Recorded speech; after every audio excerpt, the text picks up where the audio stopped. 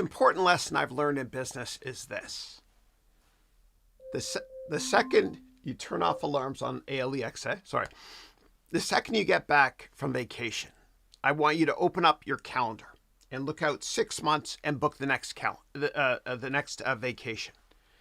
Burnout's a big deal. So is mental health.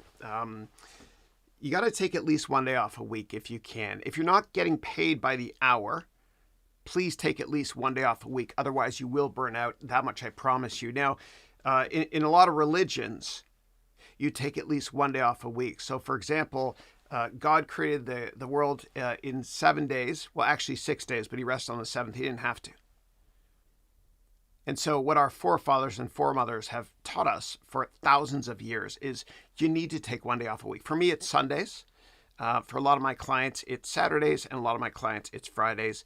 Please take 1 day off a week. And please book a vacation every 6 months. Okay, I promise you it's an investment in yourself. Think about it. If you go to the gym and you work out the same muscle group every day, you ain't gonna grow. You're gonna hurt yourself. This is a muscle as well. Okay, take time off, please. Okay. And speaking of that, next week there's no webcast, as I'm going to be taking a week off. I'm going with my family, my boys, and my wife Christine. We're going to Japan, and we're going to go visit Nintendo World for the kids. My wife has 4 boys. All right, let me get to your questions. All right, first up, question is, what do you think of FIL network? Yeah, you're referring to Filecoin. Yeah, so Filecoin, it's a network whereby you can rent out space on your computer to other people, similar to what Amazon does with Amazon Web Services, Microsoft does with Azure, and Google does with Google Compute. They say there's no security issues, but I don't trust it. Now, in terms of credibility, the white paper was made back in 2017, and the ICO for ticker FIL was back in 2020. It's got a market cap of close to $1 billion, and it trades a lot, about $140 million per day. So it's plenty liquid. Now, before you invest in any cryptocurrency, I want you to do a lot of due diligence, and here's how you do it very quickly. Okay, what you can do is, for those of you in my paid programs, you can actually do a 49-step research report on the crypto, Filecoin in this case, okay? And then once you do all that, you can print out your report. The reason why I created that methodology there is because when you invest in a publicly traded company, for example, when I worked on Facebook and participated in the IPO years ago, you get what's called an S1 document. And this is written by investment bankers and lawyers, and it lists all the risks, etc. There's nothing like that for cryptos. So I created that document for you to do your own research. You'll notice I don't tell you what stocks or investments to buy. I don't give you a fish. If I did, you'll eat for a day. If I teach you how to fish, you'll eat for a lifetime. Okay, next question I've got here is Cloudflare, yep, controversial stock, has about 3 to 4% average annual dilution. What does this mean for the stock? How do you take this into consideration? That's very high. Now, usually what happens is companies issue shares. It's a non-cash expense, costs them nothing to do so. And I like it when companies issue shares, because what that means is shares are given to employees and they have golden handcuffs they can't leave, because they usually can't cash in the shares every year. They have to wait 4 years. That's called vesting. Now, 3 to 4% is insanely high. I don't like that at all. About 1% per year for a rapidly growing company makes a lot of sense to me. Now, if you look at more established companies like Oracle, which got hammered yesterday, and I can talk about that if you want me to, but they've got about 2% dilution per year. That's a little bit high. You look at more value-based investments like Google, it's actually negative 8% at this point, and that's why Warren Buffett invested. You look at other companies like, and I'm looking at my notes here because I did write this down, like Amazon, it's about 1% per year. That's fine. And if you look at NVIDIA, it's actually down 1% year over year, I guess, because they buy back shares. The bottom line is this. It's great to issue shares to incentivize employees, but anything more than 1 or 2% is a little bit egregious and is a red flag in my opinion. Why? Because it dilutes earnings and the PE goes up over time if the company is not executed. All right. Next question is, how do you plan your analyzing at companies? Do you have a queue of interesting companies Do you analyze 2 ? Per week? Yeah, I do several per week. I don't really have any sort of methodology in terms of I have to cover 2 companies this week, etc. But I tend to think longer term to the extent that whenever I look at a company or a sector, I always ask myself this question. In 5 years, will this company or the sector it's in be more relevant or less relevant than it is today? And then what I do is I do investment research on the stock. Now, in terms of my investment research, what I do is I look at 100 different things. I've talked about this before on previous webcasts. If you have questions about this, please let me know. Thank you. And if anybody's interested in joining my program, just go to the link in the description of this video, set up a call with us, okay? Or look at the meeting link at the bottom of this page here. You get all my courses. There's an iOS app and an Android app for it, and you get to network with my clients from all over the world as well. I had a couple of my clients go to the New York Stock Exchange yesterday as well. They met up in New York. Your network is your net worth, and relationships are always more important than product knowledge. Okay. All right, next question I've got here is 5x5s, and I referred to that before, meaning I like to look to invest in companies that I humbly believe have 500% upside within 5 years. Am I often wrong? Almost all the time. But if I do the work and I'm right, heck, maybe it's only up a couple 100%, or maybe it's a 10-bagger. Do the work, you can outperform the market, I promise you. So 5x5s are mainly in IT. That's right. That's for me, especially tech. It's high growth. I'm a growth investor. If 30% is in the S&P 500, this leaves 15% or so for IT stocks. What do you do with the rest of the 55% of the portfolio? Are there other sectors that are promising? Yeah. So yeah, I try to minimize each sector exposure for me to about 20% of my portfolio, just because there's very high correlation within individual sectors. So other sectors I invest in where I see a lot of growth include commodity companies, okay, as well as cyclical companies, depending on where we are in the economic cycle. Also, a lot of biotech stocks, which are smaller positions for me because a lot of them are binary events. They get FDA approval, stock goes up a lot. It doesn't, it can go belly up. I look at some smaller cap financial services companies as well, and others as well. But if you're looking at a company, like retail is good too, right? So for example, if Raising Cane were to go public, I would be all over that. Yeah, but I tend to look long term. So for example, many years ago, I invested in Chipotle, CMG, Chipotle Mexican Grill. And the reason I did, I think it was back in 07, 08 or something. I can't remember, maybe a little bit later than that. The reason I did was because I did a ton of research on McDonald's, and I realized that Chipotle was where McDonald's was in the 1960s. Okay, in terms of number of stores open, and there's really no alternative for CMG. There's Taco Hell, hence the name. You don't really feel good about eating it, etc. But I want you to think long term. What I actually did was I contacted McDonald's headquarters in Chicago, and I had them send me all their annual reports going back to the 1960s. Right. So I looked at patterns. You want to look at the number of stores open, the growth, longer term, etc. I can go into more detail on that. The biggest driver for retail stocks is same store sales, organic growth. All right, next question I've got here is cybersecurity and SaaS are subsectors within IT, as well as semiconductors, data analytics, etc. Do you limit yourself to 20% in IT? Yes, I do. I try my best to. Sometimes it's hard though because my tech portfolio grows much faster than the rest of it. I do have some venture capital investments as well, so I'm pretty exposed. Yeah. And pre-IPO, I invested in venture capital in my fund in Facebook, as well as in Palantir. Yeah. Okay. A broken clock is right twice a day. All right. Do you invest in early stage companies like QBTS, or do you wait for more stable financials? No, absolutely, I do. So QBTS is D-Wave, and that's a company that does quantum computing. The reason the ticker is QBTS is because a qubit is the measure of how powerful a quantum computer is. Let me explain that very quickly, quantum computing.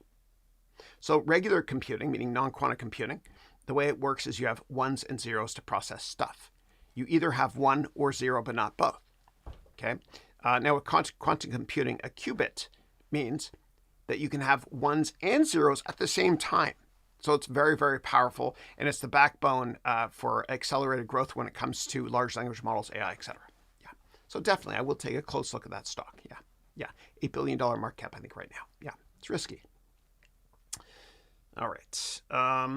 How many 10Ks do you read per month? I mean, several per week. I have a lot of corporate clients and high net worth investors that are clients as well, and I help them a lot with their portfolios. So a lot, yeah. And the way my program works, if anybody's interested, is you get 7 hours per week of daily small group Zoom calls with myself. You also get 10 hours per year of one-on-ones with me, and you get more than 700 hours of my content for life as well. And you also get a great network. I'll make this quick, I promise you. Okay, so right here, you get access to my network here. We all help each other. I only let people in that are really cool, because one bad apple destroys a whole darn bunch, as you know. You get courses, events, members, all that stuff. Yeah, okay. And if you're interested, just go to the link you see right below me here. Thanks. Okay. What does it mean to be bullish long-term on gold? You're holding a full position, but you built it when the price is low. Yeah, you never want to, don't ever buy something when it's at an ATH, all-time high. And always tell yourself this with every asset class, every investment. Ready? I can buy it lower. I can buy it cheaper. And you got to be like Wayne Gretzky, who's my hero, who is very successful, not because he skates where the puck is, but rather because he humbly said, he skates where the puck is going to be. What does that mean for stocks, gold, commodities, any investment class? Well, you want to invest in stocks or investments that people are going to like, not ones that they like right now. And the reason is, if you buy something that everybody owns right now, everybody owns it, it's a crowded long, then that means there's not that many incremental investors to push it higher. Okay? Yeah, and if you find that a stock commodity investment does not go up on multiple positive news points, data points, okay, like earnings or news flow, etc., then it's a crowded long, and it might make sense to look elsewhere unless you're very long-term focused. By the same token, if you're shorting a stock and you see that it doesn't go down on multiple negative data points, then a floor has been found, and it might actually end up being a better long based on your research. Now, when it comes to gold, I'm incredibly bullish on gold longer term. And one of the reasons, and by the way, on YouTube, what I do now is on my YouTube shorts, I do daily market updates. And I talked about this a couple days ago. So what's happening is the Chinese government, for the first time in a long, long time, they're buying a lot less U.S. treasuries. So if the U.S. Treasury, right, if U.S. government debt is lowest risk investment in the world and China's buying less of it for certain reasons, what are they going to buy? Well, let's use game theory. What is the lowest risk investment? It's probably going to be this. Why? Because supply is not increasing with this stuff here. When it comes to when it comes to the U.S. dollar, the supply is increasing materially. I had a prop, my U.S. dollar prop. I can't seem to find it. The older I get, the better I was. I had a roll of paper here. But the U.S. government keeps printing more and more and more of it. Bad investment. Cash is trash. I also believe in Bitcoin longer term as well, because Bitcoin is kind of like digital gold as well. And I think, I don't know, but I think the Chinese government is buying more of this stuff as well longer term. Yeah. Meaning Bitcoin. Yeah. Okay. Kills me. I can't find my dollar bill roll. It was here somewhere. Damn it. Okay, my office is messy on the floor.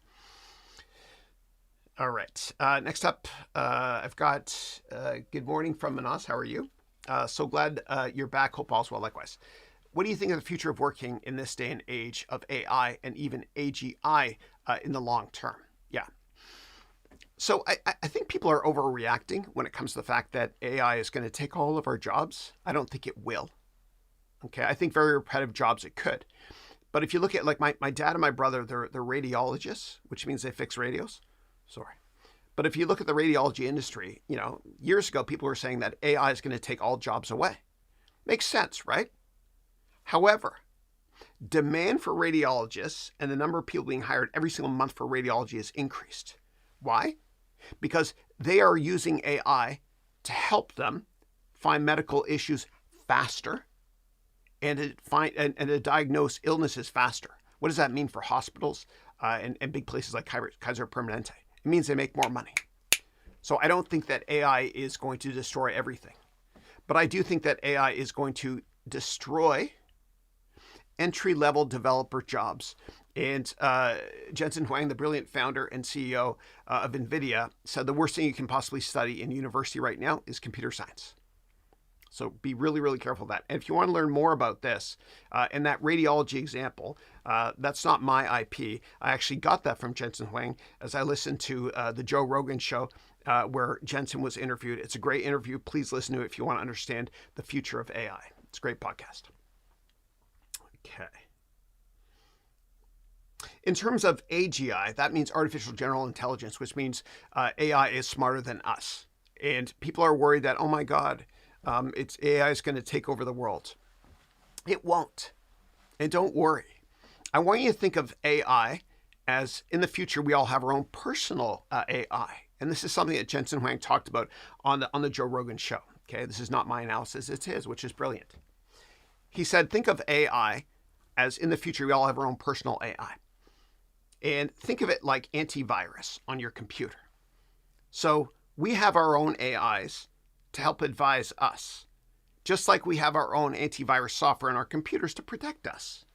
And there's going to be enough checks and balances in place that there is no Terminator 2 scenario that's ever going to occur, in my humble opinion. Yeah. Things are never as bad as you think. Next question is, what do you think of mergers and acquisitions moving into 2026? It all depends on market valuations. If we do get that massive market pullback that everybody is calling for, if that occurs, then M&A will increase materially, in my humble opinion. Makes sense, right? Stocks get cheaper, therefore investment bankers want to do more deals. Yeah. Okay. Okay. What is the future of SaaS, meaning software as a service, subscription software? When AI, and especially big tech AI like Google and Microsoft, can do mostly all official jobs like vibe coding too in their homegrown platform. I'm incredibly bullish on SaaS in the future. Everything is moving towards subscription. You know, Netflix is subscription-based. I'm moving my company now towards subscription-based, so I couldn't be more positive on SaaS in the long run. Now, what does AI mean for you, Manas? You're a teacher, an instructor on Udemy. And that's one of the many platforms I teach on as well. Well, I think what's going to happen is AI is going to continue to take share away from online teachers. And the way to combat this is to think about community. So I think in the long run, you know, a lot of people are going to use AI to learn instead of learning from me or buying my stuff. But I think what's going to happen is within a couple of years, people are going to start getting very lonely. And they'll want a sense of community. And a sense of community is the future. And I want you to think about that as well. How do you do that? Well, you teach off-platform. You don't have to stage this on Udemy, which Coursera bought yesterday. I'm sure you guys know that. Okay. And I'm restricted. I cannot discuss that deal because I'm an advisor. But what I want you to do is I want you to go to websites like School, SKOOL, et cetera, and start your own community. That is the future of the internet, is a sense of community. And I do that as well with this community I have right here. If anybody's interested in joining, you got the link below to learn more from us. Thank you. When I say us, I mean my army of salespeople who are great. Yeah. Okay. All right.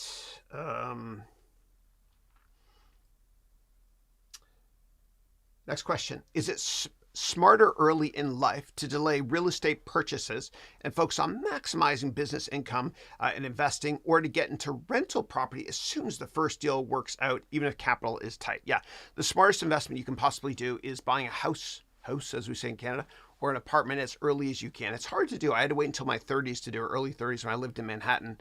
And you got to buy when everyone else is freaking out. Never at ATH, never at all-time highs. So what I did was I bought right after 9/11. It felt awful, like buying. I felt really, really uncomfortable, but that's when you got to do it. As Warren Buffett said, you got to be greedy when others are fearful and fearful when others are greedy. Then let me show you the mathematics behind why buying early makes sense.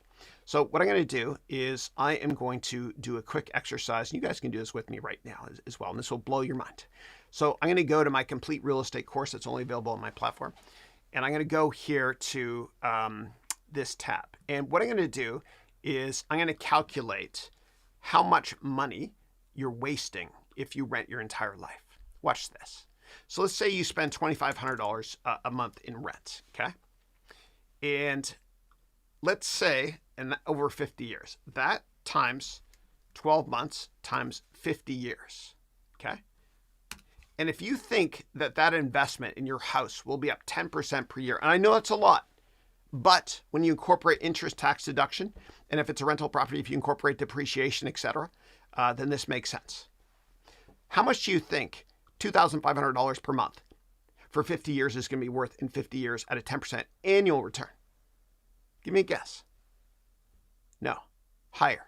Guess again. Much higher. Here's the answer. $43 million. Okay, and here is the math right here for those that want to take a screen print. Okay, watch what happens if we increase to 15%, which is way too aggressive, I understand. It goes crazy. Time value of money, $344 million. Okay, so the bottom line is I want you to buy a house as soon as you can. Okay, and for those of you whose parents have a little bit of money, what you can do is even get a loan from them and they get a tax deduction. Make sure to talk to your accountant and their accountant first. Okay. All right. Next question. Do you think programming would be valuable when everybody can code and make tons of websites and SaaS in a few seconds? Not as a career. Not as a career. Because as Jensen Huang said, the worst thing you can possibly do is study computer science, because AI is the quintessential tool to help with that. Moving on to the next question, which is McKinsey is removing thousands of employees this year. They say work is slow. What do you think is the real reason? Yeah, a couple things. So McKinsey is actually reducing the headcount by their company by about 10% over the next 12 months. A few reasons are because in the post-pandemic world, they overhired. They hired way too many people. And it's not just McKinsey, which is a consulting firm specific. All major consulting firms are going through this as well. They overhired. So now they're cutting into fat and they're cutting into muscle. I think they're overfiring. Another thing that's really taking away share is AI as well. Yeah. Okay. And I can provide more insight if you want to. Ford said its employees, around 25,000, either change their attitude or be fired. How is that fair? Yeah. Yeah, people are reading a little bit too much into this. What Ford actually said was they now want you to come into work in the office 4 days a week. And people are starting to push back. Yeah, but I think it's the right call. Yeah, I do. Okay. Next question is, do you think your kids' generation, and myself included, will only have one job or business or lifetime working for the same guy for 40 years and then retiring? Absolutely not. Yeah. So your generation and my kids' generation, they're older now. My youngest one is 16 going on 40. But this generation does not know what a pension means. Rightly so. What is a pension? That's lifetime employment, right? The younger generation is used to many side hustles, okay, side gigs. And I never want you to just work for one person ever. I'm going to swear now, and I don't do this often, but there's nothing worse than spending the rest of your life being someone else's bitch. I want you to all have your own jobs. And if you work for somebody else, what I want you to do confidentially on the side, if you're allowed to, is this. I want you to start your own company. And when the trailing 6 months revenue from your side gig, your side hustle is greater than your annual salary, then quit. Have multiple jobs. And this whole transition started out actually during COVID. This new mentality was created called YOLO. YOLO, which means you only live once. And the younger generation started figuring, screw that, man. I don't want to work for one people. I want to work for multiple people. You can always find side gigs if you want on Fiverr.com. That's Fiverr.com or Upwork.com. Yeah. And in my program as well, I actually help you to write a business plan. Okay. Failing a plan is plan to fail. And so it's a venture capital boot camp. You answer lots of questions. And then you get a massive business plan as well as presentation slides as an output. Please write a business plan first, because if you don't write a business plan before you quit your job, start that company, it could destroy your wealth, your health, your life. Yeah.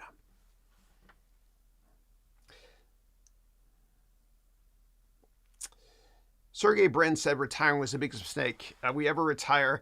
And if not, why? Thank you for not retiring ever. No, thank you. Yeah, Sergey said that actually back right before COVID, he quit. He got really bored. And then he kind of came back to work, and Gemini exists because of him. So the brainchild of AI within Google was actually him. Yeah. It's boring though. If you think about it, man, what is the point to living if you work your ass off your whole life so that you can retire and enjoy the last 10 years of your life. It's actually not the last 10 years, it's probably the last 7 years, because when you're not active, there's really no sense of purpose. Yeah. That's not what we're here for. We're here to serve others. Okay?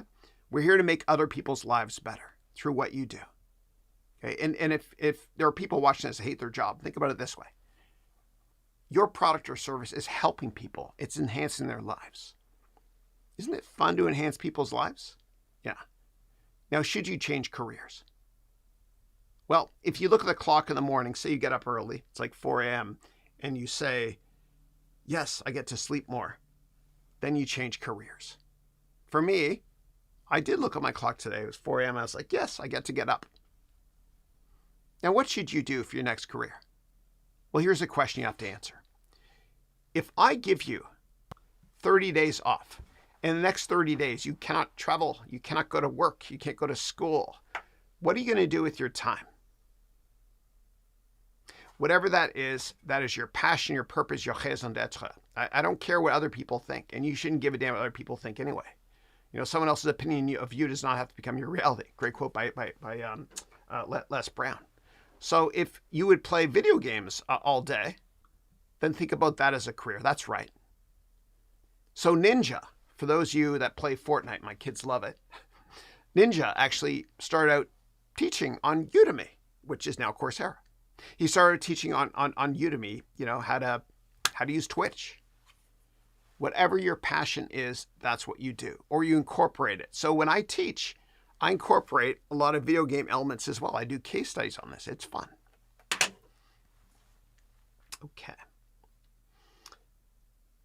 All right. Hey, Dario. It's me, Dario. Sorry, it's been a while, brother. Good to see you, man. How are you? Dario wrote, I've read about Udemy being acquired by Coursera. What are the implications for shareholders? I wish you a nice Christmas time. Thank you. How dare we not say Merry Christmas? I love you. Yeah, thank you. And that's why I didn't vote for Kamala Harris. I didn't vote in the last election. Yeah, there's many reasons. Yeah, I'm not going to get political here.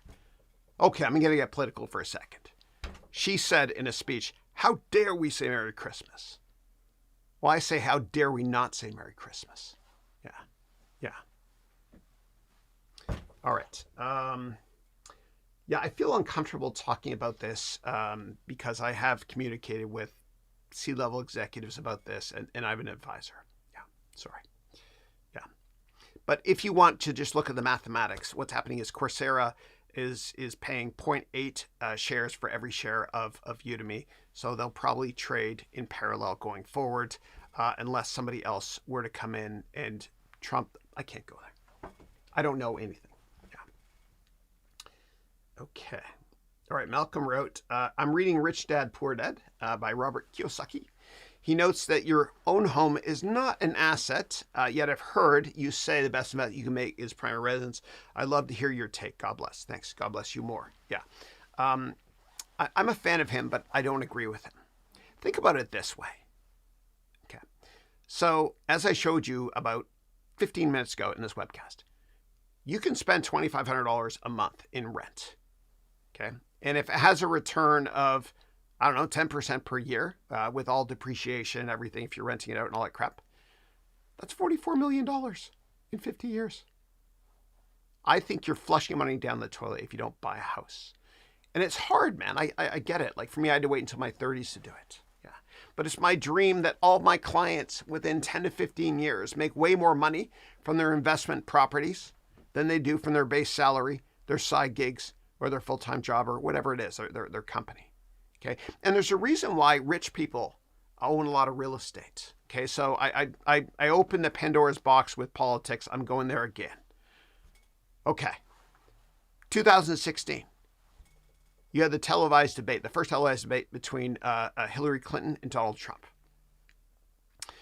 Hillary said, Donald, it's not fair. You're not paying taxes. What the hell? And then Trump said, of course I'm paying lower taxes because I own real estate and I can depreciate. Okay, so what happens is if you think of this as the income statement for a house that you're renting out, if you make depreciation really big, then you're paying less in taxes. It's that simple. I want you to all own multiple real estate properties and rent them out. Okay, it takes time, but you can do it. And I help you with it in my program as well. Okay. All right, what inspires you in life and why? Yeah. I love to help people. That's why I do what I do. I love it. And when I used to work at other companies, be it Goldman Sachs, Citadel, Accenture, other companies, etc., it was very uncomfortable for my boss at year end. It was uncomfortable for them when it came to giving my annual review. They would say, you're doing a great job making the firm money. People love you, all that stuff. However, can you spend a little bit less time helping people in other departments? We are all here to serve others. Our purpose in life is to leave this world putting our mark on the world, making it a better place.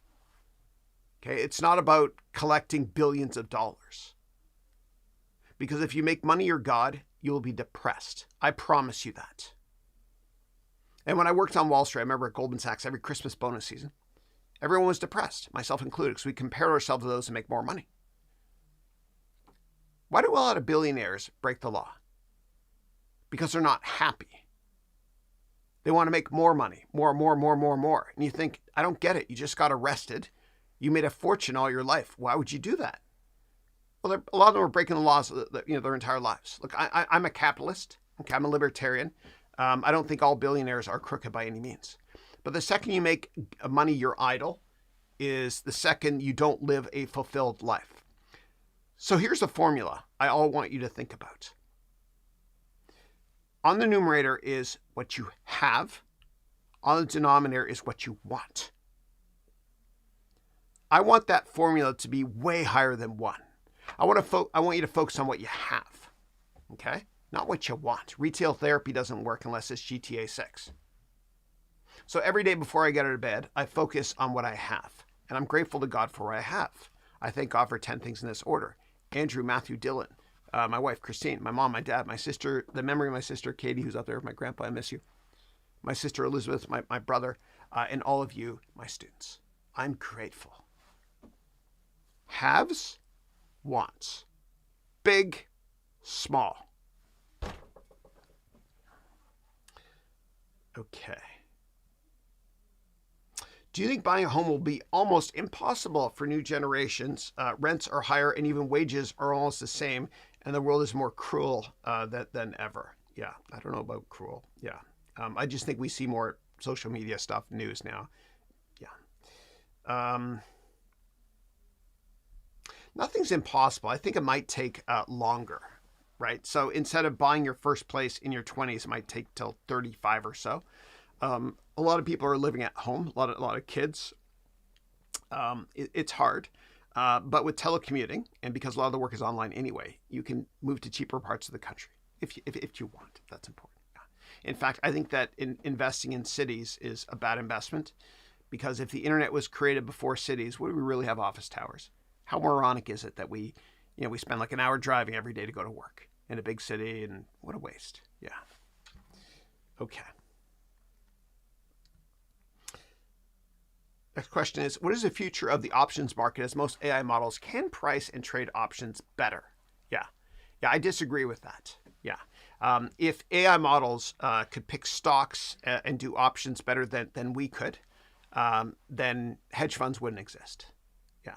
There's only a handful of hedge funds in history that have ever figured this out. And one of them is Renaissance Technologies, founded by the late, great Jim Simmons. And so, his gross adjusted annual return is 40% since the 1980s because he uses AI to pick stocks. And his Sharpe ratio is 2. Yeah, and I can explain what that means if anybody cares. Okay. All right.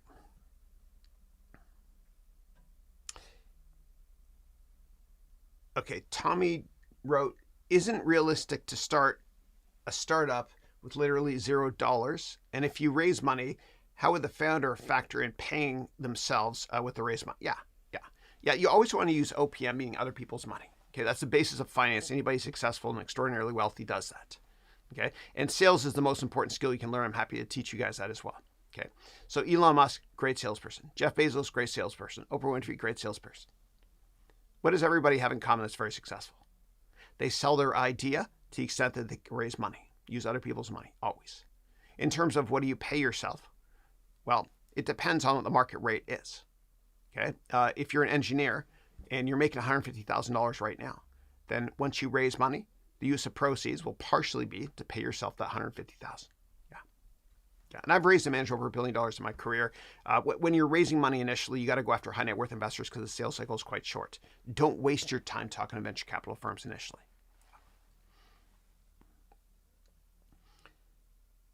When companies like Robinhood and Coinbase become, give me 1 second, guys. When companies like Robinhood and Coinbase become banks as they're applying for banking licenses, will JP Morgan and Goldman Sachs be able to compete as the former ones are young and run by founders still? Yeah, no. I would say the smartest management teams in all of finance are JP Morgan and Goldman Sachs by a mile. Okay, it's going to break my heart when Jamie Dimon steps down, which he's going to do soon. Yeah.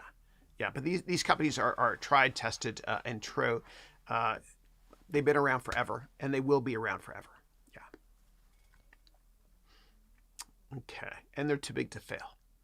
The government would happily let Robinhood and Coinbase go belly up, but certainly not Goldman Sachs and JP Morgan. And that begs the question, what companies can you invest in that will never go bankrupt? And this might help you from a long-term investment perspective. The biggest banks and also the military equipment companies. Okay, I'm not going to talk about military complex and all that stuff. But if you think about it, will Lockheed Martin ever go bankrupt? There's no way. Yeah. And that's how some investors think. They think extraordinarily long-term in terms of oligopolies, market power, and government support. Yeah. Okay. I like the swing of the intro song. Thank you. Matt Lacus, who used to work with me, he's now a fireman. Yeah, he made that. Yeah, thanks. I'm very proud of him because there's a 1 in 1,000 chance of becoming a fireman. Yeah. Okay, next question is, can you go into detail about change in fair value of contingent acquisition liabilities? Why does the number keep increasing and decreasing even if it's been a year after the acquisition? Yeah, in order to thoroughly understand that, what you need to do is thoroughly understand the footnotes. So when you look at financial statements, what you do is you analyze the 10K, okay? And within the 10K, give me 1 second. Here it is here. Within the 10K, you analyze income statement, balance sheet, obviously for that liability stuff you're talking about, but the footnotes mainly. Okay, and I have a product here. We use AI to analyze footnotes and financial statements. This will help you a lot. I can't give you an answer because I need the context, but what you have to do is read the footnotes. Yeah, very important. Meaning the footnotes in the 10K. Okay. Next question is, how do you deal with doubt? Yeah. So we are always our own biggest enemy. Okay, there's the Rodin sculpture, I think, therefore I am. Whether or not you think you can do it, you're right. Don't beat yourself up, ever. Don't hurt yourself. Why would you hurt yourself? You got to ask yourself, why is there doubt? Is there doubt because I don't have enough energy? Well, work out every day. Is there doubt because I have people around me that are telling me I suck? Well, fuck them. Fire your friends. Sorry for swearing, but I really want to get that point across. If people bring you down around you, gone. Self-doubt is up here. And I used to have I used to be so insecure. And one of the reasons why, when I was in the 6th grade and the 8th grade, teachers wanted to fail me. They thought I had a learning disability. And then, so I worked twice as hard as everybody, right? And it's kind of a blessing in disguise because of that. There's a great book. It's not a religious book, but it's called David and Goliath.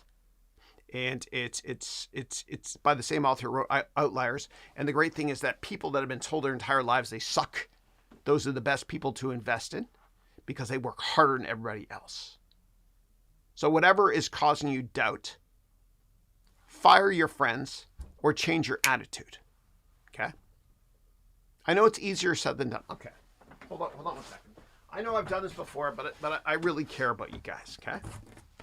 Most important chart you've ever seen. This axis is your age. This axis is give a shit. Okay? Right here, when you're younger, you don't care. You have meltdowns in restaurants. You don't care what people think. Okay? Right here, you're older. You don't care what people think.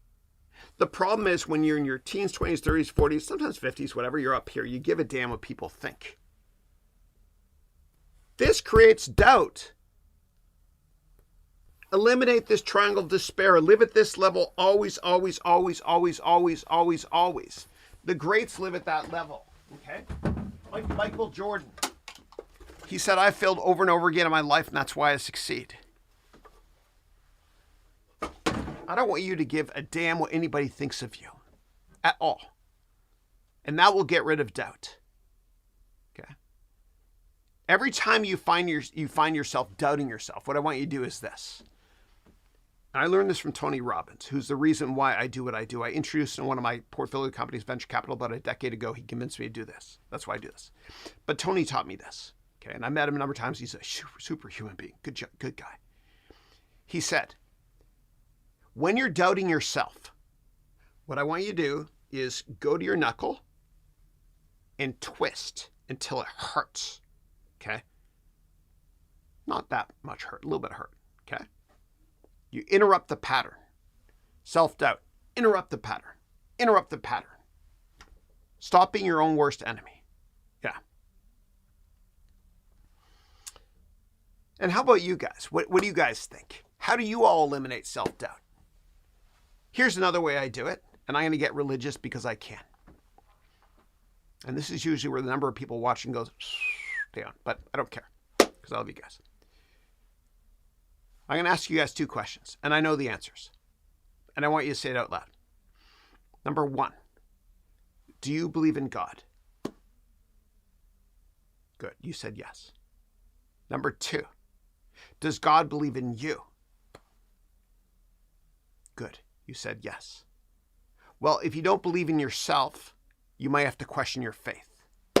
And we're never going to question our faith because God always knows what's going to happen. And that should put you at ease. That should make you happy and confident and eliminate self-doubt. God believes in you.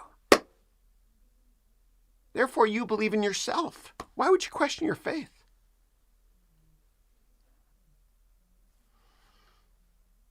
And don't worry about stuff you can't control, guys. Don't get depressed about what's already happened.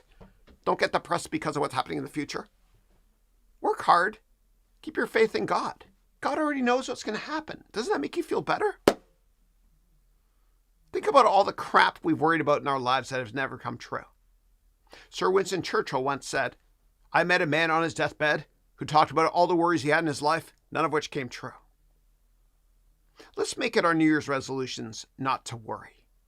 Let's make it our New Year's resolutions to put our full faith in God. Because we know that God always has a plan for us.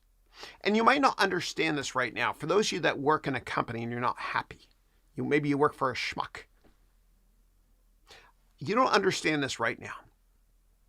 But many years from now, you're going to look back and be grateful to God that you failed at something because it pushed you in a different direction. Okay. Now that I've lost 10% of my live viewers, I'm going to move on. But may God bless you. Okay. All right, next question is, what method do you use to value a stock? Is it DCF or a different method? I usually look at 3 different valuation methodologies to come up with the target price. And the reason is this, and investment bankers do this too. Because one of the target prices is going to be way off. We don't know which one. We normalize or minimize the margin of error by taking an average of all 3 target prices. So yes, I do look at DCF. It's my least favorite, and I'll explain why in a second.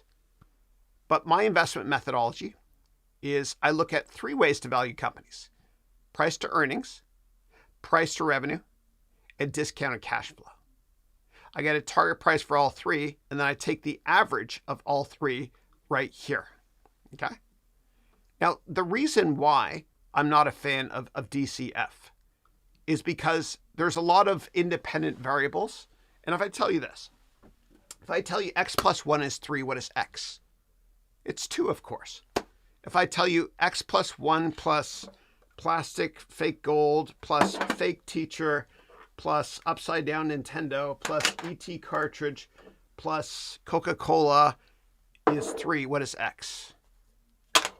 No idea. That's what DCF does to you. There's so many unknown variables. And for the finance purists out there, I would argue that DCF is bogus because 95% of valuation comes down to the terminal value. I can go into more detail on that if you want me to.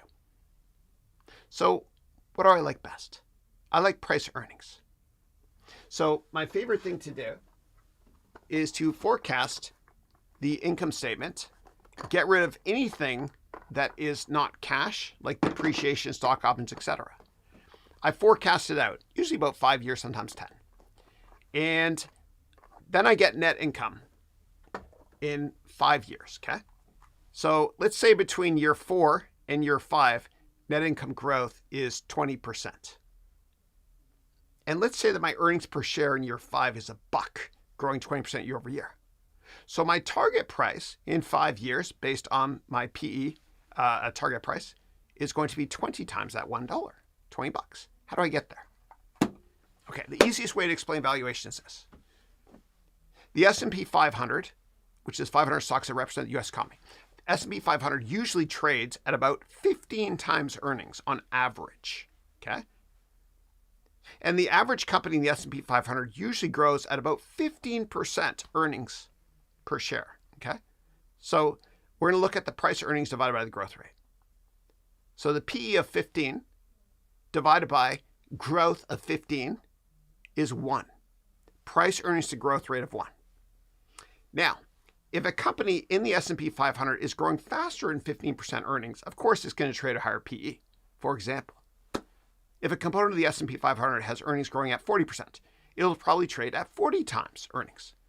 And if a company in the S&P 500 has earnings growing only at 11%, it'll trade 11 times earnings. Great.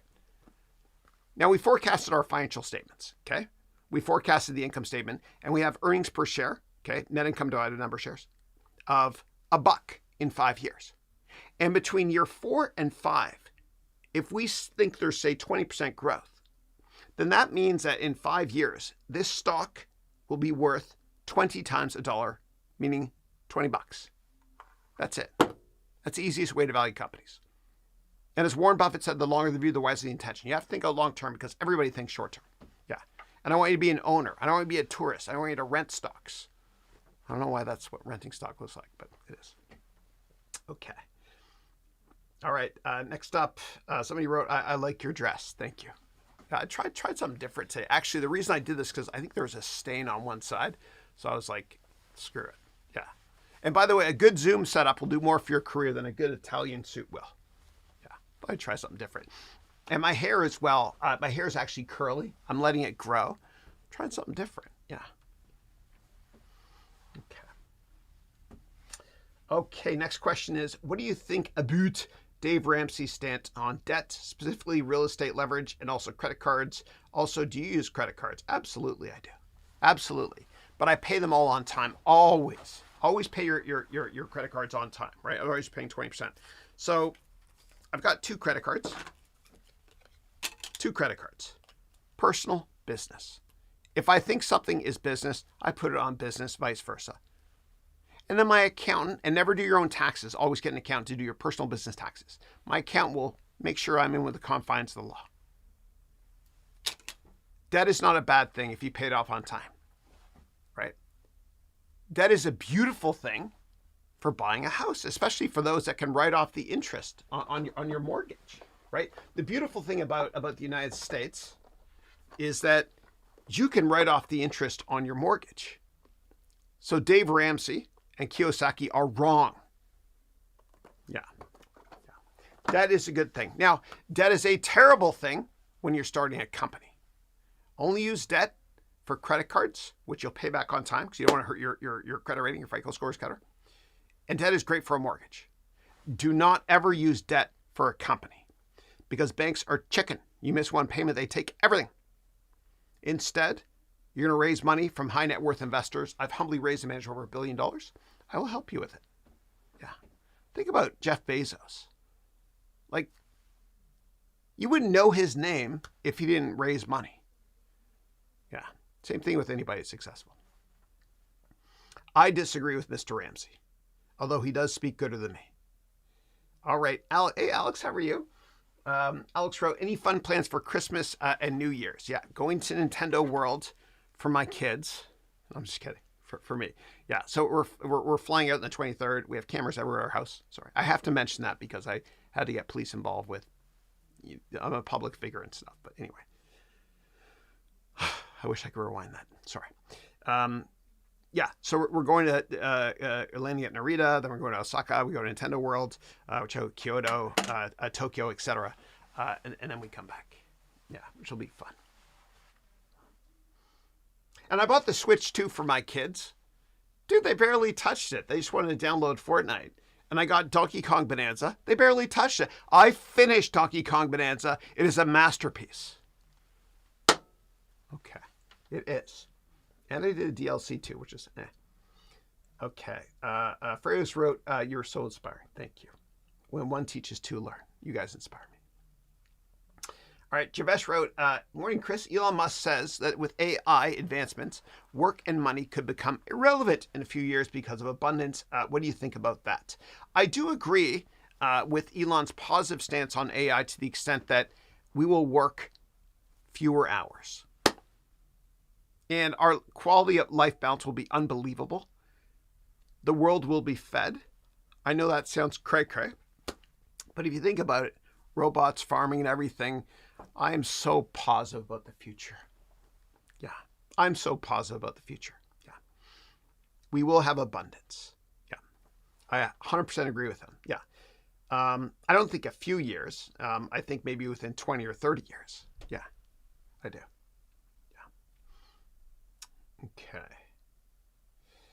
Okay. And Freya's wrote, I will enroll for sure in your courses. I want to master Python. Thank you. Yeah, I'll show you. So my product is very comprehensive. So you get access to about 700 hours of my content for life. One of them is Python as well with Luca Ennison, a good buddy of mine, who's an expert in that area. But anyway, here's all the courses here. You get access. 30-day 100% money back guarantee as well. If you want to join my community, I think I got 120 people in this community here. It's a premium community. We're great. We all help each other, support each other. We do daily calls as well. Okay, there's 7 hours per week of group Zoom calls. You don't have to attend all of them, but some people do. Every Monday, Tuesday, Wednesday, Thursday, Friday, at least 1 hour. It's actually 7 hours per week, 300 hours per year. Plus you get 700 hours of my award-winning, humbly, content. For life. It's over 1,000 hours. Plus, you get 10 hours one-on-one time with me, or 3 hours, or half an hour, depending on what program you buy. If you want to learn more, please go here to book a meeting. And for those who do this on Spotify, it's harounmba.com/meeting. Thanks. Okay. And Pelosi wrote, "Hey Chris, your suit is looking professional. Thanks. I'm going to wear this from now on. Okay. I think I'll do this. Yeah. Thank you."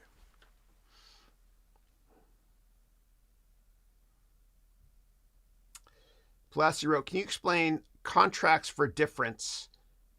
What do you think about it? I don't know anything about that. I'm so sorry. But if I had time, I would go to ChatGPT and I would say, explain in fewer than 3 sentences to a 10th grader what that means." Yeah. Okay. Hey, Matt. My son's name is Matt as well, which is Hebrew for gift from God. So Matt wrote, what are your thoughts on the current rise of EU leaders telling the youth to be prepared for war? Yeah, that's mainly Germany. Yeah. As a Gen Z, older leadership are underestimating our willingness to fight for a corrupt government. Yeah. So obviously a lot of that comes down to what Putin is doing right now with Ukraine. And let me talk quickly about Venezuela. Okay. And of course, I hope there's no invasion. I don't think there will be, but I think it's brilliant, and here's why. Okay. It's a military bluff, in my humble opinion. I don't know anything. I don't have government official friends. But so Russia makes a lot of money by selling diesel and heavy oil. Venezuela is the world's largest company with oil deposits, and they sell a lot of heavy oil and diesel. However, the corrupt government over the past couple of decades has destroyed that industry. Now, if Venezuelan markets were to open up peacefully, I hope, then Venezuela could flood the market with a lot more supply of heavy oil and diesel. And we know that when supply goes up, price goes down. And that will really hurt Putin because he's funding his war, a lot of it with diesel and heavy oil. The price goes down. It's the most peaceful way to end the war. Yeah. And I think we're going to see the end of the war in Ukraine within 12 months. I do. I just lost a ton of people because of politics, but I don't care. I'm still going there. So I think that investing in defense is a good peace strategy because it's military deterrence. Yeah.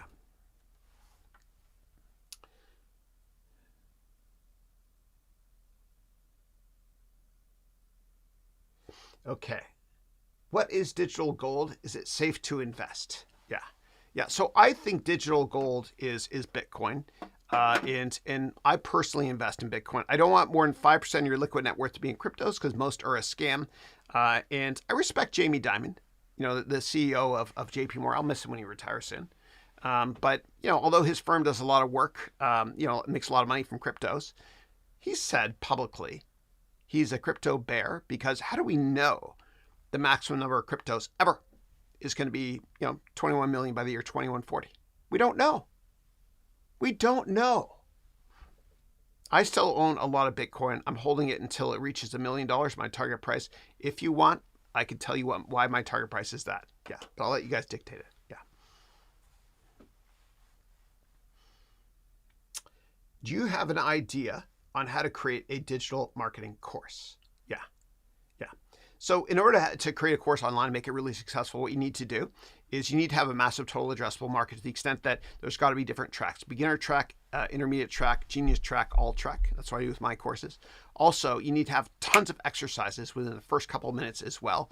Don't teach theory, teach real practical stuff, okay? And provide lots of templates like I do. Yeah. And I am working on a digital marketing course with my co-CEO, Cassandra Cox. I just promoted her to co-CEO. She's great. She's been with me forever. All right. And then Beck wrote, Chris, have you been following the Netflix Warner deal? I have. Lots of moving parts and regulatory hoops to get through, and Paramount is involved with a hostile tender too. Would love to hear your thoughts. Yeah. I think regardless of who tries to take it over, I think the Trump administration is going to block it because it gives one company too much power. That's it. Yeah. And competition's a good thing for the consumer. Now, the breakup fee, if the Netflix deal doesn't go through, is $6 billion. They'll still survive. Yeah. Okay.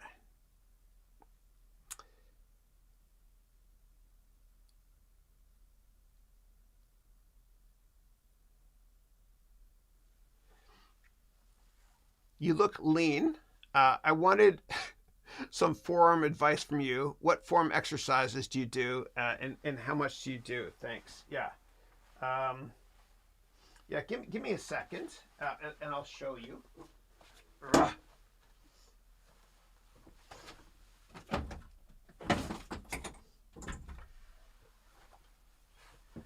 Aha! I found it. Okay. All right. You get one of these devices here if you want. And then you just kind of just do that. Yeah. And my right arm is way stronger than my left arm. I don't know why. Because I play a lot of tennis. Okay. Here we go.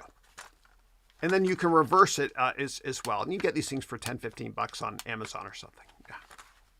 But the most important thing if you want to put on muscle mass, I don't have too much muscle mass, but is obviously diet.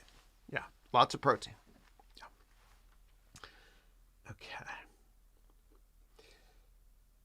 Okay, may God bless you more for yes.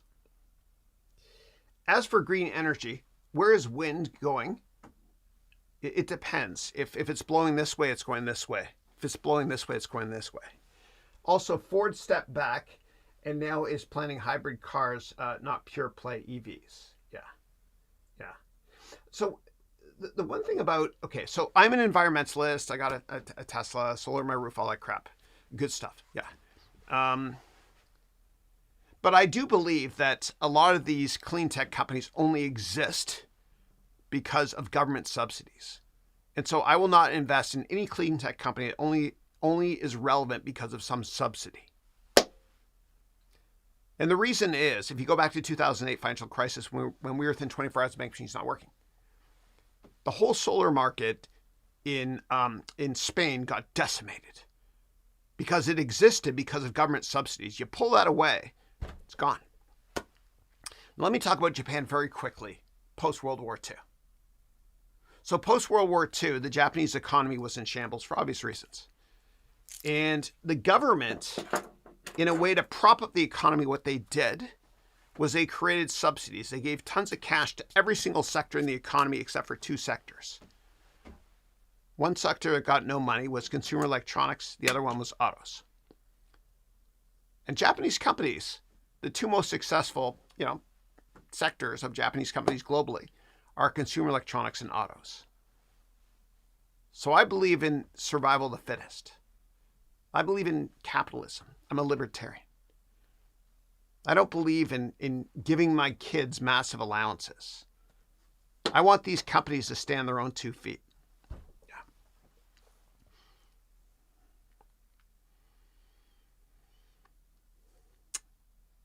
What would you take from a company where revenue is greater than market cap and debt is 40% debt to GDP? Yeah. Yeah, so GDP is not, companies don't have GDP. That would be revenue for a company. If the company has very high debt rate, what I would look at is something called the interest coverage ratio. And what that means is, how much cash do they have to be able to pay the interest? And obviously you want that ratio, cash over interest, to be very, very, very high. Yeah.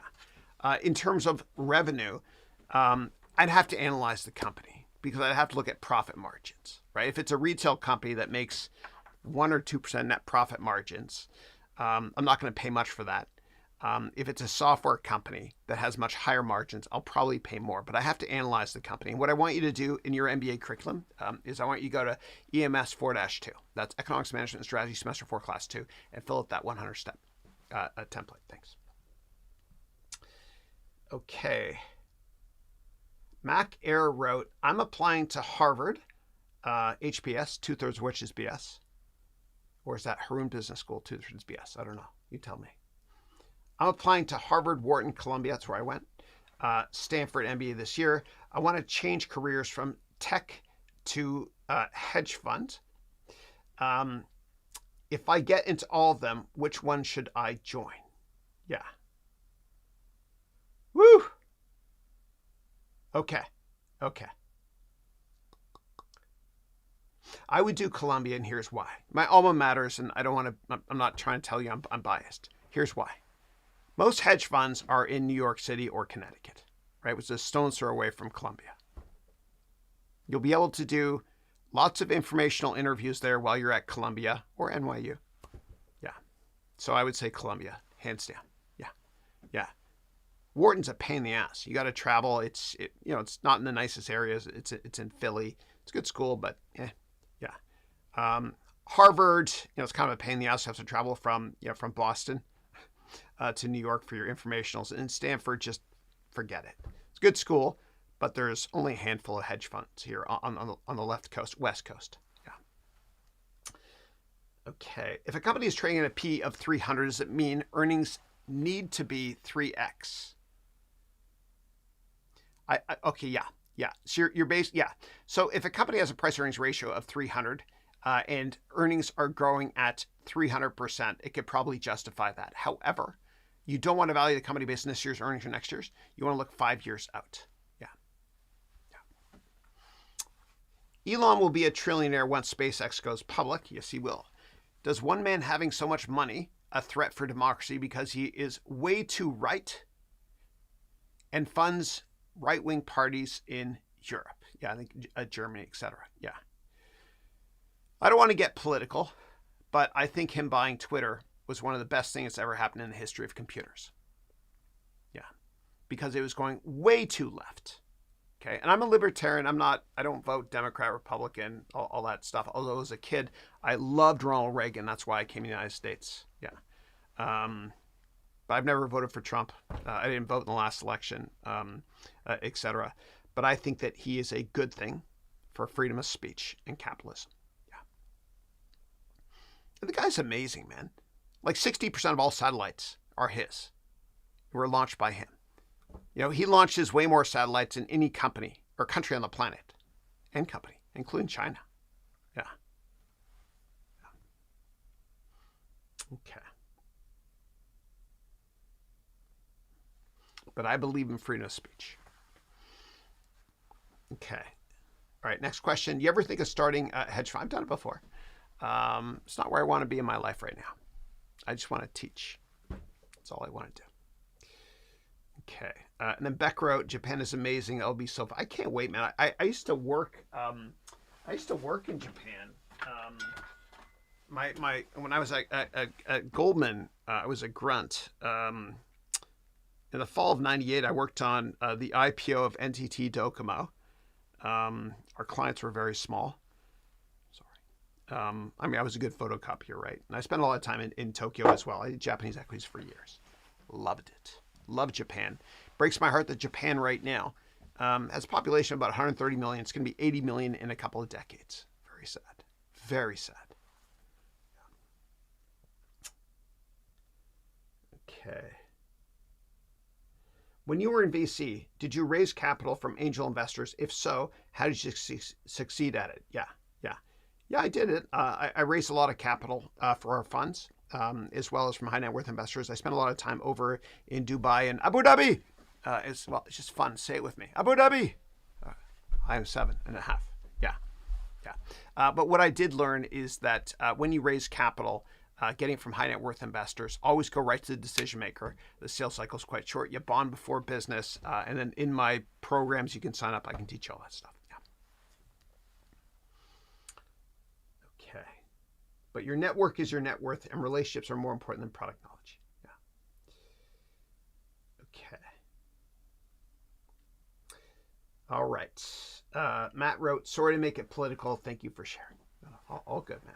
I'm very transparent to a fault. And by the way, I don't want you guys to ever I don't want you guys to follow any politicians on your LinkedIn profile, because half the people like you more than the other half. I don't know what half. Yeah, I care. Okay.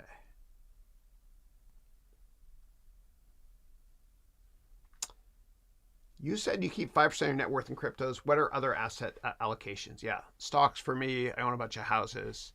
I do have some VC investments still too. Yeah, and other stuff. Yeah. Okay. Trump Media.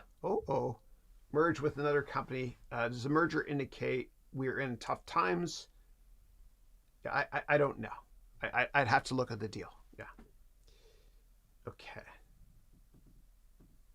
Hi, Chris. I'm a lawyer currently working as a tax lawyer, and I want to ask you, should I do an MBA or a master's in law, or should I pursue from India or the USA? Yeah, it all depends where you want to be longer term.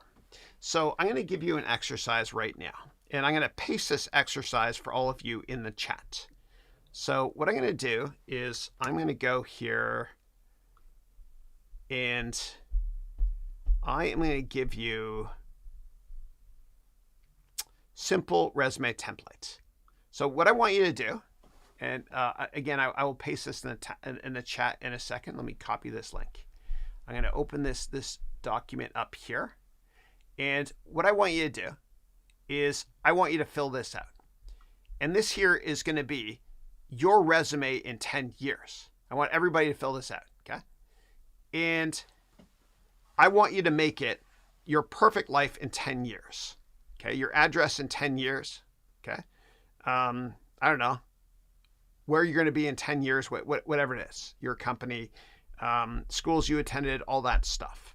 Okay, and this is like your goals. And if getting to where you want to be, whatever that is in 10 years for you, includes getting a master's in law in India or United States, then yes. Otherwise, no. And I learned that from Jeff Bezos. How did I learn that from Jeff Bezos? That's me buying time to think of how did I learn that from Jeff Bezos? No, I learned it because what Jeff Bezos does is for all of his product managers on Amazon, Kindle, AWS, groceries, Whole Paycheck, Whole Foods, etc. What he does is he has them all write a press release today that's going to be released many years in the future. And that creates a gap analysis. So you got to figure out, how do I get from here to there when that press release is coming out? The same thing with the simple, perfect 10-year resume that I want you to complete. Yeah. Okay. Oy.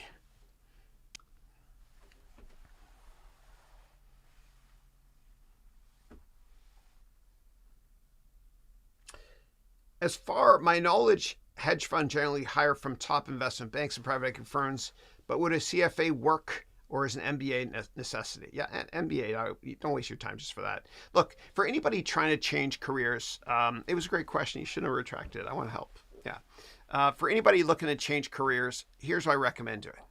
Step one, get an amazing LinkedIn profile. You work with me, I'll write the whole thing for you, okay? And I'll train you how to sell, okay? Go to the link in the description to set up a meeting with us. But if you don't want to hire me, that's cool, because I'm going to tell you how to do it anyway. Step one, make an amazing LinkedIn profile. Okay. Step two, if you want to change career, set up 100 informational meetings with people that work in the career you want to work at. Okay. Add value and in those meetings. And if after 100 meetings you still can't get that job, then consider going back to school and wasting $100,000. And think of each of those meetings, 100 meetings, as saving you $1,000. 100 times 1,000. But your network is your network. Relationships are more important than product knowledge.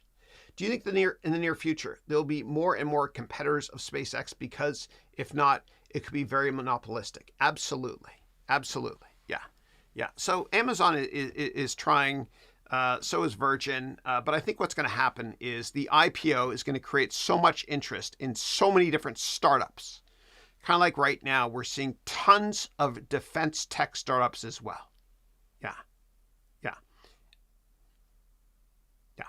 Competition is a good thing for the consumer, but they're so powerful right now. I don't see how they can get too much more market share. Yeah.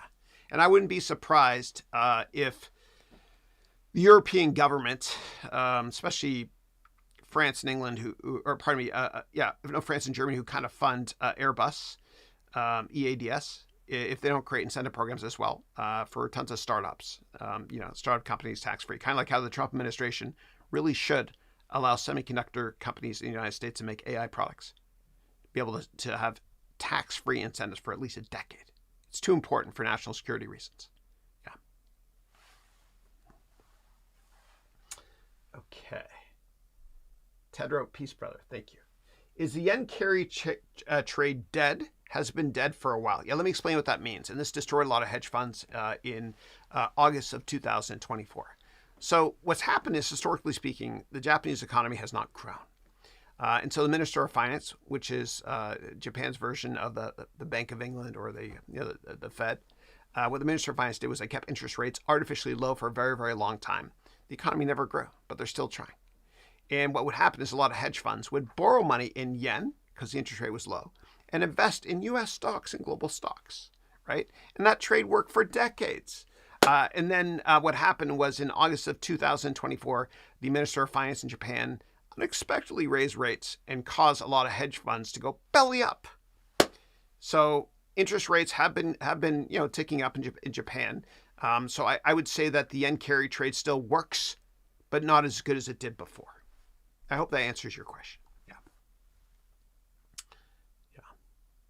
But the current administration is kind of erratic in Japan. We don't know what they're going to do. And then he wrote, how will this affect crypto? Well, if a lot of people, it won't have a massive impact. But if a lot of funds, hedge funds, were borrowing in yen to invest in crypto, then you'd see a bit of an unwind there. Yeah, but I don't think it's going to have a massive impact. Yeah. All right. Oracle has $100 billion in debt and has commitments of 3x from OpenAI. Will that be a threat as tons of traders are betting on CDS for Oracle? Yeah. No, I think Oracle is going to be fine. It got hit really hard yesterday. Stock was down 5%. but they have a solid balance sheet and a solid company. And let me show you guys really quickly. Okay, so when you do financial analysis, you never just frickin' look at the financial statements they give you. You need to take it a step further. Okay, and you need to use this product here of mine to analyze the footnotes. And I'm going to show you in real time that. So let's go to sec.gov and we'll type up Oracle ticker ORCL. Okay. Then what we're going to do is we're going to go to the most recent 10K, which is the annual report right here. Okay. And then what we're going to do is we're going to go and look at the footnotes. Okay. So give me a second to find it. Every company's a little bit different. Okay. Financial statements. Okay. In the footnotes, here it is right here. Notes to consolidate financial statements. This is footnotes here. Okay. All right. Now, by law, what you have to do is you have to disclose how much debt is coming due each year for the next 5 years. Okay. So let's find that footnote here. Now, there's usually 10 or 15 different categories of footnotes. It'll take me a second to find the debt structure here. Give me a second, please. Okay. Hold on. Okay, that's goodwill for the next 5 years because Software Cats is brilliant. Financial engineer, they buy a lot of companies. This here is the amount of debt they have coming due in the next 20 or 30 years or so. See here? Okay. But what's important is the total number. Here it is here, I think. Give me a second. Yeah. Here it is here. Okay. All right. So here's how much money they have coming due in debt. Principal payments for the next 5 years. Okay. Okay. Next year is, or actually this year, because their fiscal year end is May. 8,610,2,760 thereafter. Completely manageable because from a cash flow perspective, they make a ton of money. I'm not worried. They can always refinance their debt as well. It's a solid company. Okay.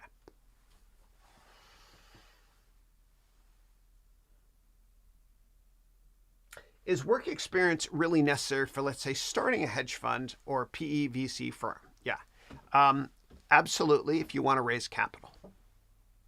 Yeah. Okay. All right. What is the future of working and work life? As Elon says, if everything is automated or no one has to work, then what will we do and how? Yeah. I mean, we'll have a lot more spare time to exercise, to take care of this temple here. Yeah. But look, things are never as good as they seem and things are never as bad as they seem. Yeah. Change takes time. Don't expect AI to replace all of our jobs tomorrow. It'll take decades. Okay. And we will always adapt. Hundreds of years ago, 96% of the US economy was farming. Everybody was a farmer. Machines were created. Yay, new technology. We adapted. Then in the 1980s, the whole world was freaking out because of Japanese robotics in factories. Okay, people thought, oh my God, robots are going to take our jobs. We pivoted. We learned services skills. When my kids are my age, their jobs and the way they communicate with each other have not been invented yet. We always adapt. We always will.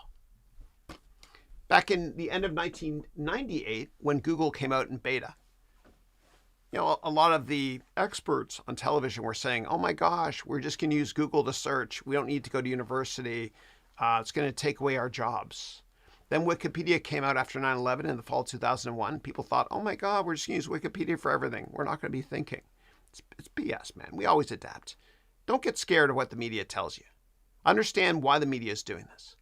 I'm not a conspiracy guy, but as I look at my kids, they consume YouTube, right? They don't or TikToks, whatever it is. They don't watch TV. So television, in order to get you to watch, they use clickbait, or they might say something like this. Find out why AI is going to take your job after this commercial break. Yeah.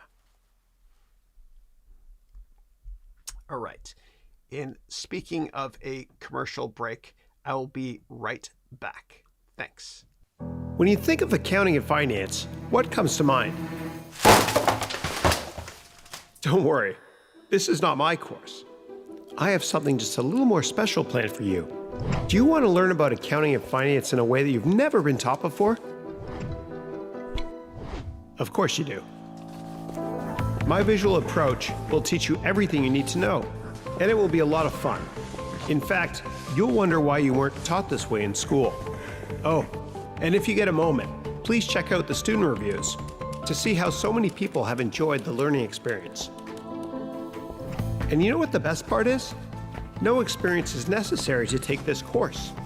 So if you don't know how to model and value a company, analyze a cash flow statement, or understand the difference between growth and value investing, not to worry. We will cover all of those concepts from scratch. So why should you learn accounting and finance from me? I have an MBA in finance from Columbia University. But more importantly, I have work experience in the real world, from Goldman Sachs to several hedge funds, to venture capital and consulting firms. I've raised and managed over $1 billion in my career. Now I'm passionate about sharing my knowledge and experience. My life has turned full circle, from my own education to my experience in business, to investing in and founding several companies. Instead of teaching boring finance and accounting theory, I teach based on my own real-life practical experience, and it has led me right here to you. I want you to understand how to create, analyze, and forecast an income statement, a balance sheet, and a cash flow statement. I want you to thoroughly understand and enjoy finance and accounting so that you can be inspired to achieve all of your career goals. I have the tools needed to get the job done. So let's do it. I'll see you in class. All right, thank you for letting me take a break. This channel is sponsored by me. Okay. All right. Next question here is, American debt has risen by almost $2 trillion this year to around 38.45 trillion. Do you think we'll soon cross 50? I mean, yeah, at some point. Am I worried? No. Because the system is rigged. Okay, look, the lowest, and I found this, it was on the floor. The lowest risk investment on the planet is U.S. government debt. It is what it is. Every investment is relative, right? But the U.S. has it good. Okay. They keep printing this, and everybody keeps buying more U.S. debt. If China completely stopped buying U.S. debt, it would hurt China more than U.S. because China is still, as of now, dependent on the U.S. Yeah. So it's just the way it is. It's the lowest risk rate on the planet. That's it. People have been worrying about this for decades. But remember back in 1972, so before 1972, the U.S. dollar was based on this, right? They had lots of gold reserves. It was based on this. And then when I was a baby in 1972 or 73 or something like that, Richard Nixon, remember that guy? I'm not a criminal. Richard Nixon took the U.S. dollar off the gold standard, and the U.S. dollar for the past 50 years has been based on the full faith and credit of the United States government. Yeah. It will matter sometime. I don't know when. Probably not in my lifetime. Okay. Why and how did China grow so much, pulled out 800 million people from poverty so quick? Yeah. U.S. investment and international investment. Yeah. Everybody's been trying to get into China since the beginning of time, for hundreds of years, through the Opium Wars, whatever. England with Hong Kong, which they gave back in 1997 after a 100-year lease. China is the holy grail of manufacturing and production. Yeah. And if you change from communism to capitalism too fast, it's a freaking disaster. I'm a capitalist, of course. Look at Russia. They went communism, capitalism overnight, corruption. China is smart. And there is this famous notion that Chinese communists are the best capitalists because they're moving very slowly over time. Of course, there's issues there, human rights issues, as well as privacy issues, et cetera, facial recognition. But they're doing it in a controlled way, very, very slowly over time. Yeah. So they're doing it the right way. And Richard Nixon He opened up China because he visited them having fun back in the 1970s as well. So I would say that, obviously China's very successful on their own, but a lot of foreign direct investment has definitely helped. Yeah. And they're growing so fast too. They've slowed down recently, but I remember back in 2007, I think it was, I met with the CFO of United Technologies. And back then they owned the Otis elevator brand. And at that point, he had told me that in the next 5 years or something like that, more buildings will be built in China than the cumulative total of all buildings built in every country since the beginning of time. Think about that. Every year, China builds out the equivalent electricity grid infrastructure of the United Kingdom. Every year. It's unbelievable. Now, if economic growth slows too quickly in China, there will be social unrest. They can't slow. Therefore, they have to keep buying U.S. debt. Yeah. Okay. Following up on my previous question about changing to hedge funds via an MBA, I'm in the Middle East. Excellent. I don't have a U.S. visa. The only way for me to come to the U.S. and work there is via an MBA. Yeah. Well, make that simple, perfect resume first, and try to see if getting that professional degree is going to help. Yeah. But you don't have to come to the United States to work at a hedge fund. I mean, they're all over the world. Yeah, and you can work remotely too. Yeah. Okay. Chris, personally, do you think it's better to be an accredited investor or a business owner? Yeah. So for those of you not familiar with accredited investor means you have a net worth over $1 million, you make a couple $100,000 a year. And the reason why the government created this accredited investor status is because in order to invest in a hedge fund, venture capital firm, or private equity firm, you have to be an accredited investor. And they do this to protect the public because investments in those three aforementioned asset classes is very risky. How do they know if you're accredited? Well, before you invest in those three asset classes, you have to complete what are called subscription documents, which are 10 to 20 pages where you write down your net worth, all that stuff. There's anti-money laundering stuff that was put in place post 9/11, Patriot Act, etc. Yeah.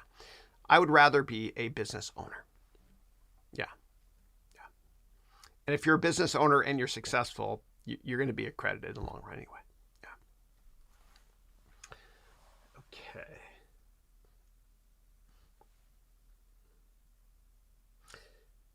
Okay, Charitra, first time I see you on the call, who will join us again, wrote, Chris, I'm a big fan, thank you. Your thoughts on the next big short, question mark.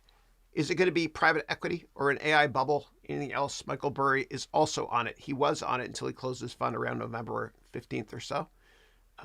Yeah, whenever somebody is really bearish and they make a lot of money shorting, don't think they can keep doing that. Because if you're a very negative person, and he was right, but he was early in 06, 07, then 08 he got paid. Usually notorious short sellers are only right one time, and one data point doesn't make a trend. Look at John Paulson, in 08. He hasn't really done much since. Yeah. In terms of the next big short, I would say everybody knows right now that AI is overvalued. So there will be great shorts. It's kind of slowly happening now with Oracle, etc. And a lot of these AI companies' valuation are starting to pull back now. But one thing I learned from working in the hedge fund industry for many years is never to stand in the way of insanity.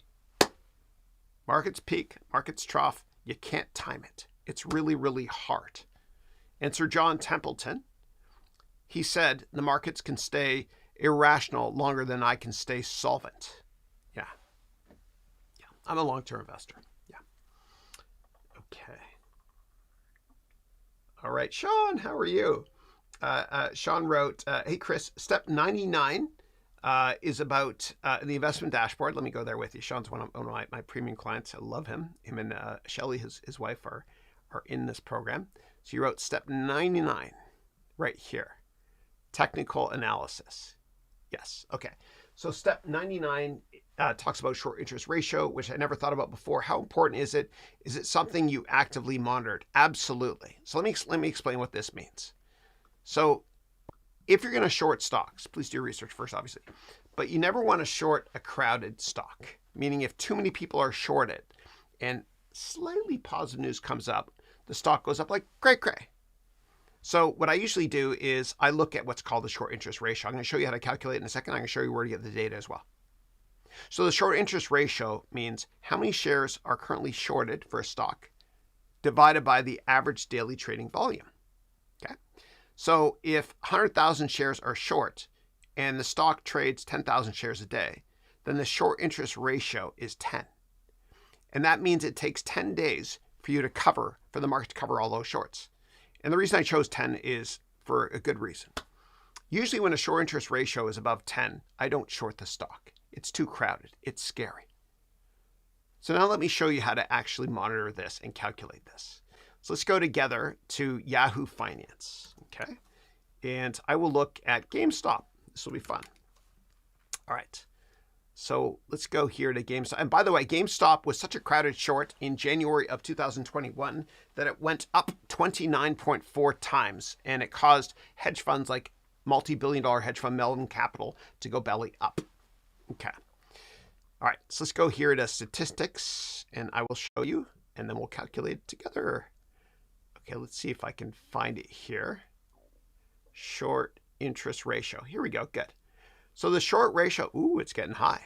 Okay, as of the 20th of November was 12. Okay, that means it will take 12 days. It's higher than it's been for a while, man. Wow. It'll take 12 days for all the short sellers to cover. Yeah, it's a little bit too high for me. Okay, so let me, and the way they calculate this, by the way, is somebody calls all the prime brokerage firms like Goldman Sachs, Morgan Stanley, et cetera, and just calculates from their stock loan desk, you know, how many shares are short. So let's take a look at this. So 66 million shares are currently short. Let's round that up to 67. Okay. So if we take 67 divided by the average daily trading volume, it'll get us to 12 days. 67 million. Let's go to today's the volume. Okay. So 67 divided by 7. Okay. So 67 divided by 7 is 11 and change. So it's close enough. That's how you calculate. If you have follow-up questions, please let me know. Thank you. Okay, next question is, no machine has ever been made that can teach itself and faster learn things. You should watch Jeffrey Hinton on this one. Smart guy like you. Smart guy like him. Thanks. Yeah, and Jensen Huang on the Rogan podcast. You got to listen to it. It's fascinating. Regardless of your politics, doesn't matter. He interviews great guests, okay? But Jensen Huang said that within a couple of years, 90% of all content will be created by AI. Okay, next question is from Excel. How do you find and contact people for informational meetings? Yeah. So step one, you got to have an amazing LinkedIn profile. I can help you with that. Go to the link in the description, set up a call with my team if you want. Step two, you need to network by networking with people that have something in common with you. Let me ask you this, okay? And this will answer the question for you, okay? Because I know what you're thinking right now is, why would people meet with me? Okay, let me pretend that you went to a school called Appleby, okay, high school. And let's pretend that you grew up in Mississauga, okay? And those are two things I did. And you live in the Bay Area, okay? Now, let's pretend it's 20 years in the future. You're way more successful than you already are today. And you get a message from somebody, an in-mail. And the in-mail only says this: John, hope all is well. I also went to Appleby, and I also grew up in Mississauga, and I also live in the Bay Area. Please let me know if you have time for a Zoom meeting or a coffee. Thanks a lot, your future boss. Thanks a lot, Chris. Would you take that meeting? You're darn tootin' you would. So you got a bond with people you have something in common with. It helps. And for me, for many years, so I'm Arabic ethnicity. My dad's Egyptian, and my mom's half Lebanese. I got some Scottish, Irish in me as well. The Irish is why my eyes are green, which sucks because I have to use blue screen and not green screen. Otherwise, you see right through me, which you should anyway. Yeah, and that's why a lot of Irish people. Oh my God, I talk a lot. A lot of Irish people. They're in movies. They have to wear contacts if green screen's used. Okay, so I have an Arabic background. And I thought it kind of hurt me for a while. I'm proud of my heritage, okay? Like after 9/11, I was on some lists because my last name, I guess, whatever, kind of sucked. I worked at Goldman. I was in New York. And, every time I would go to LaGuardia after 9/11 to get on a plane, the lineups were cray-cray. I always go to the front of the line. The TSA was cool about it. I'd say I'm on that list. They're really nice. And they're like, okay, sure. They'd say, do you want a man or do you want a woman to give you an advanced search? And I said, bitch, please, woman. And I didn't say bitch, please, but I said woman every time. And I just lost a ton of viewers. And I don't care. I'm just being me. Okay. But what I ended up doing was I started leveraging my roots in raising money, okay, and getting tons of informational meetings, to the extent that I went to Dubai and Abu Dhabi, and I was able to raise a fortune from many, many different people, just leveraging my roots for informational meetings, etc. Yeah. Okay. All right. Do you think more or fewer teachers will be needed in the long run? AI is doing a good job of explaining complex stuff better and faster. Fewer. And that's why, for those of you that want to teach or do social media, you got to start now. Because within a couple of years, people are going to be learning from AI agents. Okay? It's a land grab. Create content now. Yeah.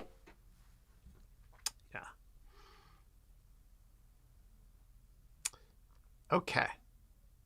And then Mallory. Mallory is one of my incredible students. I always pray for your family. She's based in London and Monaco. She wrote, is there a problem with the sound or is it my phone a bit quiet and muffled? Yeah. If anybody else also has issues, please let me know. Thanks. How does depreciation of currency work and why? Yeah. Okay. Yeah. So the best example is to talk about England, where Mallory is based. So yesterday, England came out with their inflation numbers, which was closer to 3%, which was the lowest inflation England has seen since March. What that means is because inflation is lower, that means that people don't expect the Bank of England to raise rates on the sterling. As a result of people not expecting that, people expect rates to even be cut. And what that means is when you cut rates, you flood the market with more pounds. This is dollars, obviously. And whenever supply of anything goes up, the price goes down.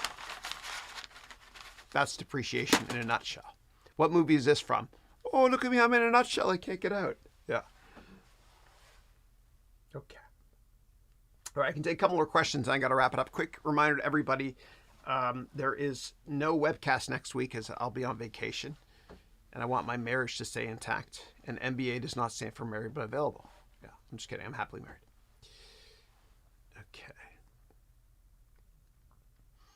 Okay, Jemming wrote, quick question. You mentioned that instead of using a cold wallet for Bitcoin, meaning this, you prefer buying Fidelity Bitcoin Fund.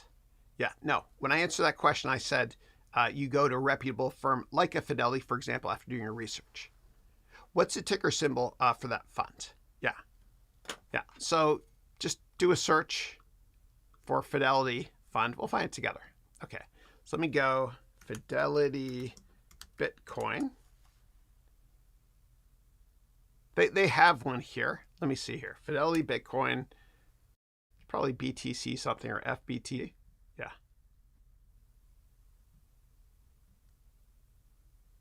Okay, let me find it for you.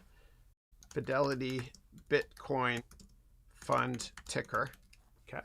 Now I'm going to show you how to research on this. Here we go. Wise Origin Bitcoin Fund. Yeah. So BATS. Is that right? Or is this? Fidelity Bitcoin. Yeah, FBTC. That makes sense. All right, let's go there together. Let's go to finance.yahoo.com. Whoops. And then I will go here. Fidelity Bitcoin. Here we go. Yeah. Yeah, usually it starts with the letter of the ETF or a mutual fund company, kind of like Vanguard, ticker VOO for S&P 500. Okay, let's go here.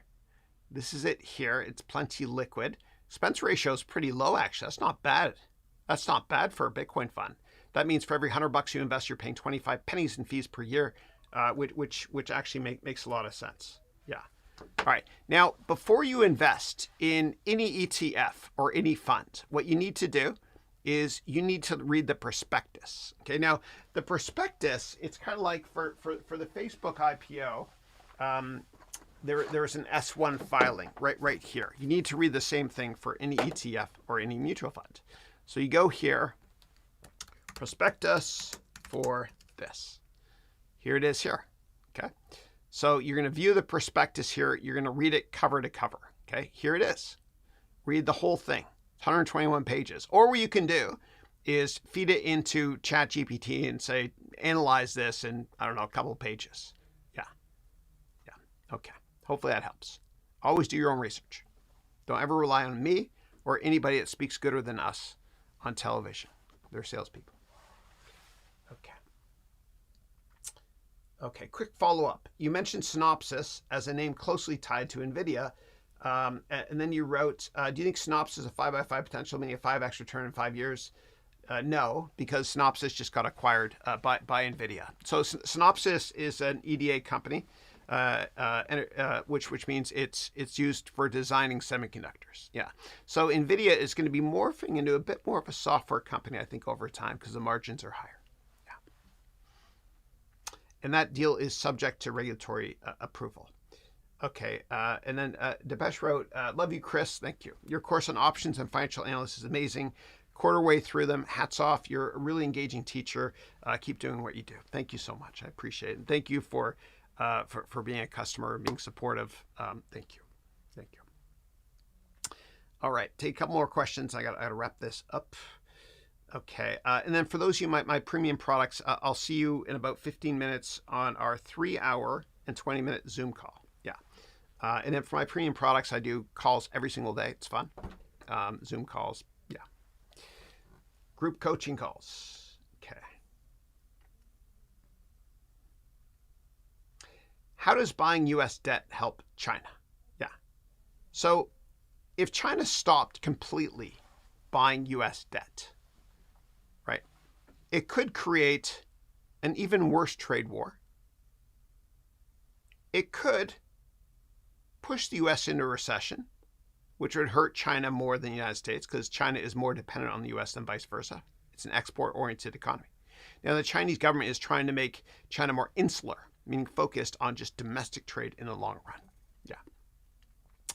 Why does the Canadian Parliament have such a majority? The Prime Minister Carney, who I used to work with at Goldman, he's a good guy, by the way. Yeah, even though I'm not a liberal in Canada. So in Canada, there's liberal, which is... there's liberal, and then there's progressive conservatives, and then filthy NDP. And so the way it works is in the United States, you've got Republicans, which are more right-wing, Democrats more left-wing. In Canada, our most right-wing party, progressive conservative, is over here. Yeah. So I'm more of a PC. Yeah. Why does Parliament has such tight, narrow majority? Prime Minister Carney has 1-seat majority now. Why can't they get great mandate like America? It's a little bit different in Canada because in Canada, a couple things. Number one, there's more than 2 political parties, right? You've got PC, good, liberal, NDP, awful. And quite often, 2 of the parties have to team up in order to have a majority. Yeah, yeah. Also, what happened was there's a lot of distrust in the Liberals in Canada because of Justin Trudeau. He's the worst prime minister in Canadian history. That's right. I went to school with him at McGill, actually. And you know the story. I told you about me going to school with him. Yeah. Actually, a nice guy. Yeah. He's dating Katy Perry now. Yeah. Who once kissed a girl. Yeah. She has a song about that, right? Yeah. Yeah. So, anyway, Carney is liberal. He was the right choice, though, I think. Although I'd love to see Pierre Poilievre. The problem with Pierre Poilievre is that he comes across a little bit too arrogant. And usually the person that becomes political leader is the person you can grip and grin with, have a beer with. It is what it is. But the reason I think that Carney was a decent choice, right? He inherited a mess from Trudeau. The reason he was a decent choice, in my humble opinion, is because he understands money management. He worked at Goldman, but more importantly, he was the head of the Bank of England. Canadian, that's right, eh? And he was also the head of the Bank of Canada. Yeah. He's got a lot of work to do, though.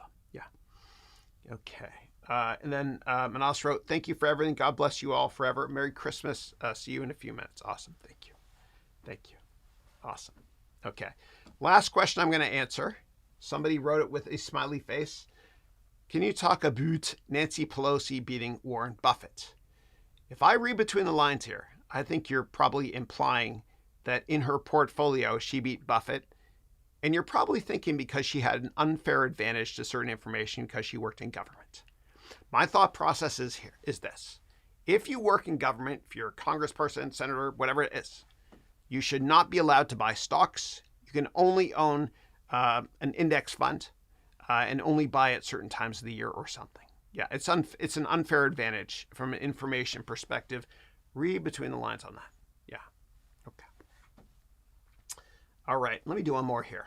From a perspective of raising capital and marketing myself in the future, isn't Harvard's brand and network better for opening a hedge fund later? It feels especially true if I plan to move back to Dubai or Abu Dhabi.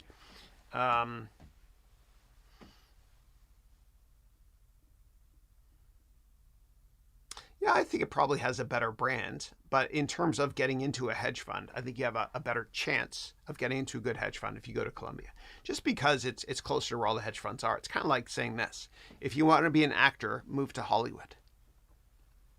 Yeah. Okay. All right, guys, I'm going to wrap this up. Again, quick reminder, next week there is no webcast as I'm going to be on my annual 1 week off vacation. God bless you all. Remember, the most important formula that you have to focus on for the next couple of weeks as you come up with your New Year's resolutions is haves divided by wants. Haves big, wants smaller. Okay. All right. Now I'm going to play a life-changing 1-minute interview that I licensed. It's an interview with Steve Jobs. I licensed this from the Silicon Valley Historical Association. Thank you. God bless you all. And for those of my premium products, I'll see you in a couple of minutes on our 3-hour and 20-minute Zoom call. Thank you. When you grow up, you tend to get told that the world is the way it is, and your life is just to live your life inside the world, try not to bash into the walls too much, try to have a nice family life, have fun, save a little money.